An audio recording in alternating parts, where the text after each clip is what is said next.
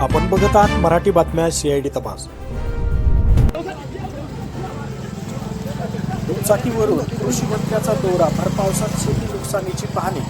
कृषी मंत्री दत्तात्रय भरणे यांनी आज अतिवृष्टीचा फटका बसलेल्या वाशिम जिल्ह्याचा दौरा करून नुकसानग्रस्त भागाची पाहणी केली। रिसोड तालुक्यामधील गावांना त्यांनी भेटी दिल्या। वाकत, महागाव, शेलू, खडसे, पेन आणि मसला या गावांना भेटी दिल्या। तेथील शेतकऱ्याचे म्हणणे ऐकले व किती नुकसान झाले आहे त्या शेतीची पाहणी केली।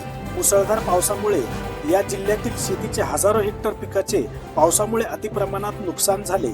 वाशिम जिल्ह्यातील 45 महसूल मंडळापैकी 11 मंडळांना या पावसाचा फटका बसला आहे। शेतकऱ्यांनी काहीच घाबरून जाऊ नये। महाराष्ट्र शासन शेतकऱ्याच्या पाठीशी ठामपणे उभे आहे, असेही ते म्हणाले। नुकसानीचा अहवाल प्राप्त होताच तात्काळ नुकसान भरपाई देण्यात येईल, असे आश्वासनही कृषी मंत्र्यांनी शेतकऱ्यांना दिले आहे। प्रशासनाने नुकसानीचे तात्काळ पंचनामे करावे, असे निर्देश कृषी मंत्र्यांनी दिलेत। साधारणतः 350 गावात याची खूप मोठ्या प्रमाणामध्ये नुकसान झालेले आहे। साधारणतः 4,11,000 एकर शेतकऱ्यांच्या पिकाचं खूप मोठ्या प्रमाणात नुकसान झालेलं आहे। काही ठिकाणी जनावरं वाहून गेलेत, 1-2 ठिकाणी मनुष्य हानी पण झालेली आहे। आज मी स्वतः संपूर्ण जिल्ह्यामध्ये, आज ह्या रिसोड तालुक्यामध्ये संपूर्ण जिल्ह्यामध्ये आज हा दौरा करतोय आणि हा दौरा करताना एक निश्चित प्रकारे खरंच खूप मोठ्या प्रमाणात नुकसान झाले। आता ज्या शेतकऱ्यांचं नुकसान झाले त्या शेतकऱ्यांचे पंचनामे करण्याचं काम चालू आहे आणि ज्याची ज्या प्रमाणात नुकसान झाले ती नुकसान भरपाई ही राज्य सरकारच्या माध्यमातून त्याचा अहवाल आल्यानंतर ताबडतोब दिली जाईल। शेतकऱ्याच्या नुकसान भरपाईचा आदेश दिला देवेंद्र फडणवीस।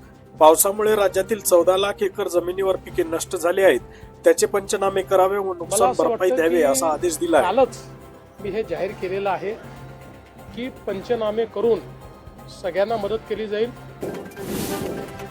14 लाख एकर जमीन जी शेतकऱ्यांची आहे तिच्यावरचे पिकं हे पावसामुळे नष्ट झालेले आहेत। आता 2 दिवसापूर्वी पाऊस पडला, काल पाऊस पडला, त्याच्या परवा पाऊस पडला, काय त्याच्या मागच्या आठवड्यात पडला। 4 दिवसामध्ये अशा प्रकारे मदत देता येत नाही। मदत द्यायची एक पद्धत असते। NDRF मध्ये अशा प्रकारची मदत देण्याकरता पहिले त्या ठिकाणी पंचनामे करावे लागतात आणि त्या पंचनाम्यानंतरच ती मदत देता येते। पंचनाम्यांचे आदेश दिलेले आहेत। पंचनामे पूर्ण झाल्यानंतर कमीत कमी वेळात ही मदत देता येईल। त्यामुळे मला असं वाटतं की सरकारने कोणीही मागणी न करता याची घोषणा केलेली। जालना येथील आंदोलकाला पोलीस अधिकाऱ्याने लाथ मारली होती, याची बातमी मीडियांनी दाखवली। याची दखल मानवाधिकार आयोगाने घेतली।